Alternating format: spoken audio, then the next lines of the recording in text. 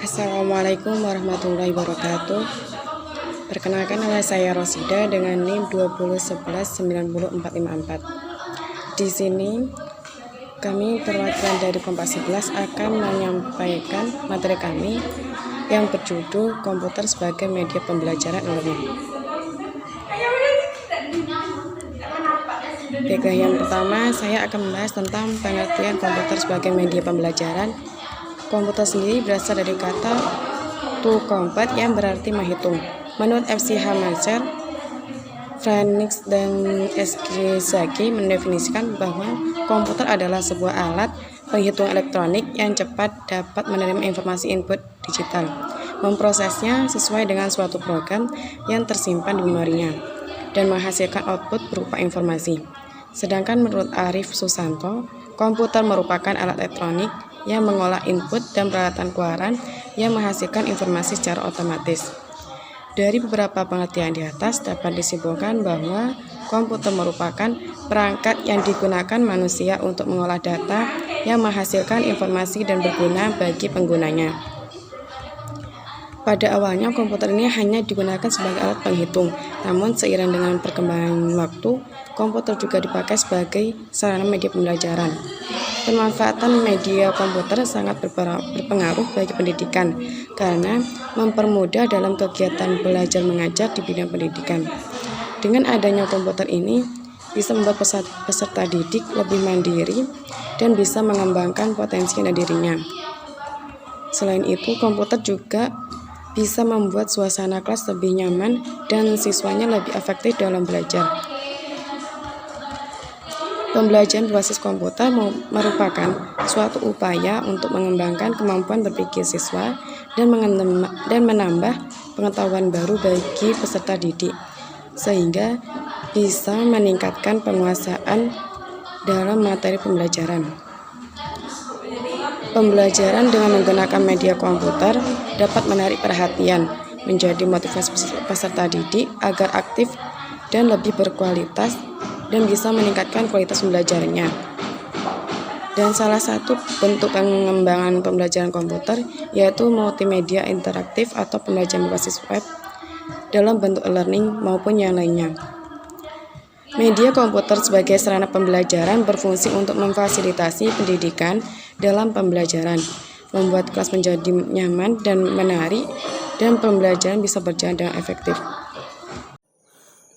Assalamualaikum warahmatullahi wabarakatuh. Melanjutkan materi sebelumnya, saya Iko Adi Pratama, NIM 2011-80301. Melanjutkan poin yang berikutnya, kelebihan dan kekurangan komputer sebagai media pembelajaran. Yang pertama adalah kelebihan. Di sini terdapat beberapa kelebihan komputer sebagai media pembelajaran.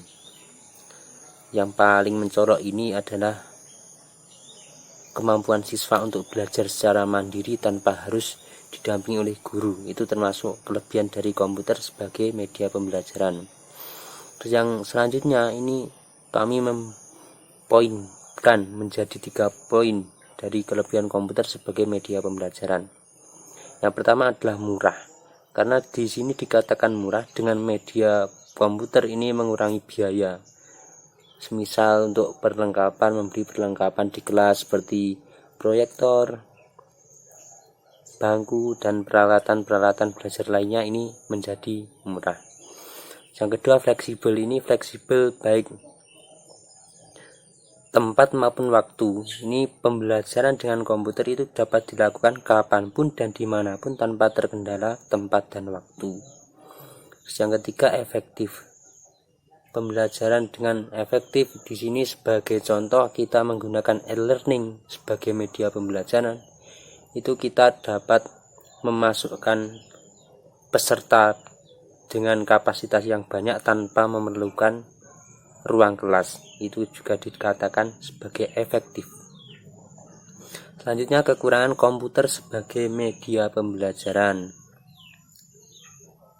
Yang pertama adalah terhambatnya interaksi secara langsung antara guru dengan siswa. Nah, kalau pembelajaran dengan media komputer itu cenderung siswanya terpaku dengan komputer. Kadang-kadang ini menjadi kurangnya komunikasi antara siswa dengan guru. Berbeda kalau siswanya itu mau aktif, mau bertanya, mau diskusi dengan gurunya, akan lebih baik. Yang kedua, aspek sosial dan akademik terabaikan. Ini menimbulkan aspek bisnis. Selanjutnya, pembelajaran lebih ke arah penelitian, bukan pendidikan. Poin yang selanjutnya itu selain kemampuan mengajar konvensional, ini guru juga dituntut untuk bisa mengoperasikan komputer agar pembelajaran ini lebih baik. Ini menjadi kendala ketika seorang guru itu tidak mampu menguasai komputer untuk menggunakan komputer sebagai media pembelajaran. Ini selanjutnya, siswa yang tidak termotivasi dalam belajar itu akan menjadi kurang semangat, akan cenderung gagal. Terus selanjutnya yaitu kendala jaringan, seperti di daerah-daerah pelosok itu ketika tidak ada jaringan, maka pembelajaran dengan komputer menggunakan jarak jauh semisal e-learning itu juga akan menjadi terkendala. Mungkin cukup itu yang dapat kami sampaikan terkait kelebihan dan kekurangan. Untuk poin selanjutnya akan disampaikan oleh teman kami. Sekian dari saya. Wassalamualaikum warahmatullahi wabarakatuh. Baik, saya Nalmun Al-Qadariyah dengan NIM 2011904299 akan melanjutkan presentasi pada poin yang keempat, yaitu penggunaan komputer atau e-learning sebagai media pembelajaran. Penggunaan komputer sebagai media pembelajaran dapat menunjang peningkatan kualitas pembelajaran dengan alternatif metode pembelajaran serta media pembelajaran. Banyak sekali teknologi yang kita manfaatkan pada pembelajaran saat ini. Salah satunya adalah dengan menggunakan e-learning. Dengan munculnya e-learning sebagai salah satu bentuk inovasi baru dalam perubahan pembelajaran, peserta didik tidak hanya mampu memperoleh materi, tetapi juga mampu menginovasi potensi peserta didik dalam mengalami perubahan pembelajaran tersebut. Selain itu, dengan e-learning peserta didik akan ikut aktif dalam mengamati, mendemonstrasikan, melakukan, dan sebagainya.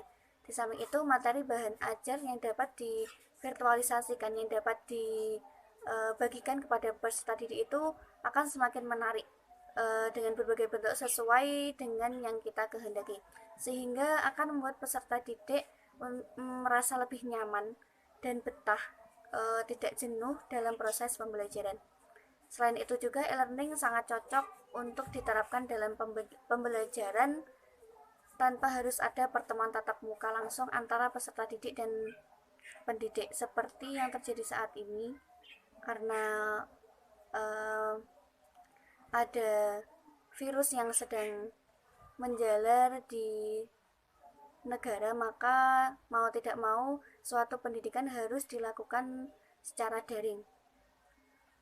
Kemudian manfaat e-learning sendiri bagi peserta didik yang pertama yaitu peserta didik yang berada di sekolah kecil dapat mengikuti mata pelajaran tertentu yang tidak diberikan di sekolah. Kemudian peserta didik dapat mengikuti homeschooling. Yang ketiga, peserta didik yang tidak bisa mengikuti pembelajaran dikarenakan sakit maka bisa mengikutinya dengan aktif di e-learning. Kemudian yang keempat yaitu peserta didik dapat mengakses materi pembelajaran yang tidak diberikan di sekolah dengan mudah. Kemudian dari sudut pendidik e-learning memiliki beberapa manfaat. Yang pertama yaitu pendidik lebih mudah menyelesaikan bahan ajar. Kemudian yang kedua, pendidik memiliki waktu luang. Kemudian yang ketiga, pendidik dapat mengontrol kegiatan belajar mengajar pada peserta didik. Dan yang keempat, pendidik dapat memeriksa jawaban peserta didik dan memberikan hasilnya secara langsung. Maksudnya yaitu tidak manual. Dengan e-learning semuanya bisa langsung dikoreksi dan otomatis akan keluar. Mungkin itu yang dapat saya sampaikan. Saya perwakilan dari kelompok 11. Kurang lebihnya mohon maaf yang sebesar-besarnya. Akhiran, assalamualaikum warahmatullahi wabarakatuh.